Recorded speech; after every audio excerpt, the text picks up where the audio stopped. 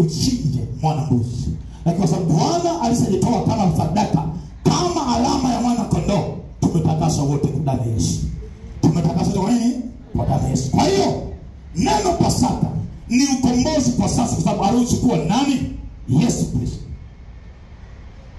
Sema Yesu ndio Pasaka yangu. Yesu. Sema Yesu ndio Pasaka yangu. Yesu ndio Pasaka. Kwa sauti, Yesu ndio Pasaka yangu. Yesu ndio Pasaka. Yesu ndio Pasaka yangu. Yesu ndio Pasaka. Kwa hiyo Yesu amefanyika nini? Pasaka. Kwa ajili yangu, kwa ajili yako. Jesus. Awapendwa, Jesus Never fail. Tutafundisha tena, nikasema hivi. Kutoka 12:43. Namna ambavyo watu waliokuwa wanakula Pasaka, sheria zilitengenezwa hapo. Kutoka 12:43 hadi 40, na sababu ya muda sitaki asome, wewe andika. 43 hadi 40 ngapi? Yesu anakuja kutengua hizo sheria ambazo watu lazima ilibidi wazifanye. Lazima ilibidi wazitengeneze, ilibidi wasiendee, wafanye vitu fulani, waende vitu fulani, wafanye vitu fulani, wafanye kafara, wafanye vitu fulani. Yesu anakuja kutengua. Amen. Ndio maana yeyote ambaye amejiweka karibu na Yesu, amekubali Yesu aingie ndani yake, hawezi tishwa na mashetani, hawezi tishwa na waganga, hawezi tishwa na wa giza, hawezi tishwa na mizimu ya kwao. Hata kwangu mizimu ya kwao hawezi kunitisha. Yeyote ambaye amekabidhi Yesu mwanaume maisha yake, hawezi tishwa na uchawi, hawezi tishwa na uganga, hawezi tishwa na madhabahu za giza, kwa sababu Yesu tayari amefanyika sadaka kwa ajili ya maisha yako. Mimi natangaza kwa jina la Yesu, inawezekana uchawi ulikuonea muda mrefu, lakini kwa hii Pasaka Bwana akupe neema, kila uchawi utakapotumwa kwa maisha yako ukaushinde kwa jina la Yesu. Ukaushinde kwa jina la Bwana. Kuna wale wataalamu wanafunia na chini, wengine wanaenda wakakutoa hali kwenye mizimu ya kwenu. Nasema hivi, Bwana akupe neema ya kuishinda kila mizimu ya kwenu. Akupe neema ya kushinda kila uchawi na kutafuta. Akupe neema ya kushinda kila madhabahu inayokurudisha nyuma. Sema amina kubwa kutoka Bwana. Sema na amen.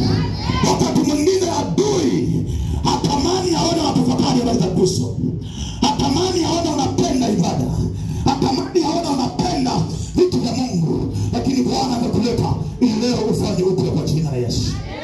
Piga mkono kwa David, Bwana atakufanya upya. Piga mkono, Bwana atakufanya upya. Tena Bwana atakufanya upya. Amen. Na vile vile vitu vya muhimu, hii kanuni na Yoshua pia nilisema sura ya 5 aliifanya. Kanuni ambayo imeandikwa hapo kwenye Kutoka. Na Yoshua wakati anafanya Pasaka kuwavusha wana wa Israeli kwenye ukuta mzito wa Yeriko, naye Yoshua alifanya kanuni hizi. Lakini Yesu aliyefanyika mwana kondoo amepasua hizo kanuni, ametuingiza huru kila mtu hapa. Ukitaja jina la Yesu umewekwa huru. Ukiliamini jina la Yesu, Bwana amefanyika Pasaka kwa maisha yako. Kwa hiyo unaenda kusherehekea huku unajua kwamba ni naye ambaye ukombozi wa maisha yako. Amen. Amen. Una mkono kusema e Bwana Yesu. E Bwana Yesu. E Bwana Yesu. Uliyefanyika Pasaka kwa ajili yangu, ninaomba unifanye upya kwa jina la Yesu. Nimepokea neema, nimepokea nguvu. Kuanzia hivi leo ufanyike kwa Bwana na Mwokozi wa maisha yangu.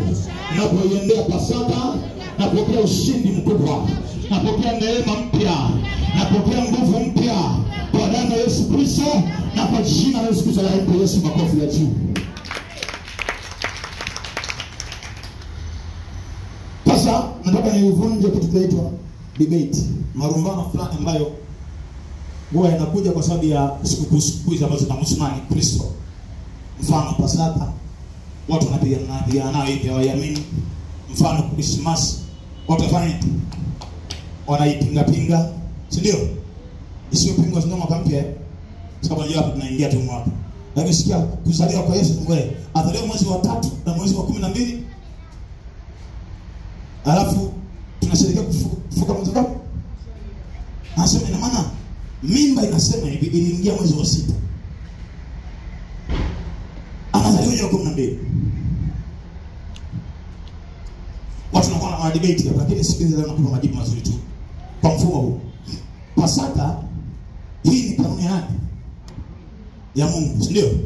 Na Mungu alitoa kwa wana wa Israeli.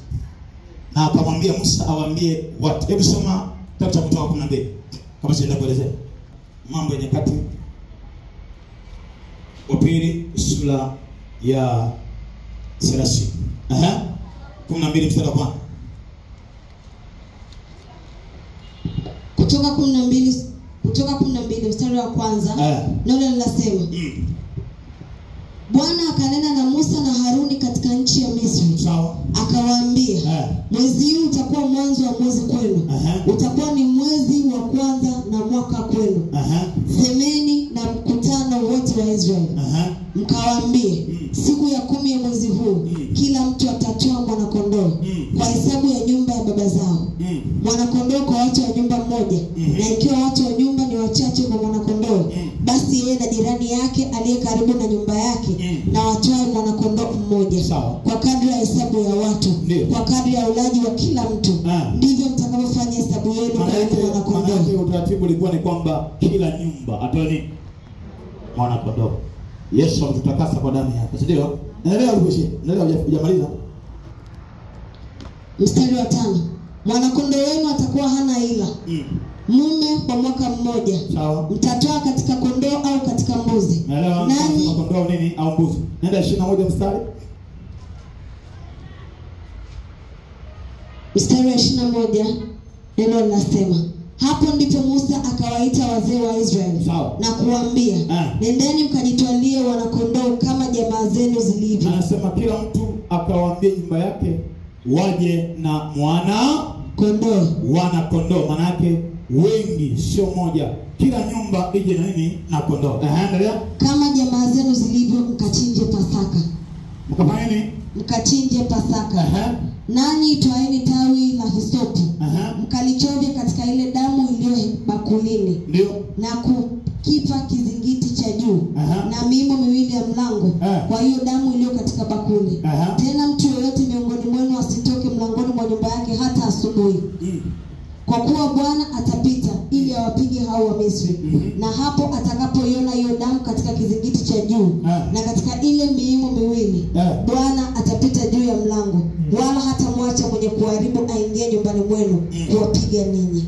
Nanyi mtalitunza jambo hili kuwa ni amri kwako na kuwa nao milele. Anasema nanyi mtalitunza jambo hili kuwa amri kwako na hata kwa nao milele. Hata kwa nao milele. Kwa hata leo tunasherehekea nini? Tupo kwenye maandalizi ya nini? Kwa sababu ni amri ya milele. Ishia hapo. Kuna wakati fulani nishakusema hapa, mtu anaitwa Ezekia. Ezekia wangapi wanajua kwamba alirudishiwa miaka mingapi? 10 ngapi? Plus akaongezewa nabii anakuja ametumwa na Bwana. Kitabu cha Isaya 40 ngapi? Isaya 38. Sasa ukafika wakati fulani wanaoiongoza Pasaka wanakuwa ni makuhani au wachungaji, watu wanaobeba siri ya Mungu, watu ambao wanaelewa kanuni za Pasaka. Lazima watu wasome. Sasa ikafika wakati fulani wana wa Israeli kupitia wachungaji wao, makabila yote 12, wachungaji wao wakaingia mitini, wakaacha kutumikia Mungu. Kwa sababu gani? Wakaenda kutafuta pesa ili walishe familia, wakaenda kufanya vitu ili wafanye mambo yao. Kwa sababu za kazi, watu wameacha kuabudu, watu wameacha kutumikia Mungu. Ikabidi sasa, maandiko yanasema miaka kadhaa ikapita, hawakufanya Pasaka. Sasa anasaliwa mfalme mmoja anaitwa Ezekia, ambaye nitakuonyesha hapa. Nitafanya muunganisho wa haya maandiko. Nilifanya Ijumaa, narudia kwa sababu wale ambao kwa. Sasa Mungu nikafundisha hivi. Hebu soma Mambo ya Nyakati 30 mstari wa 1. Nyakati wa pili. Mambo ya Nyakati wa pili 30 kwenda mstari wa 1.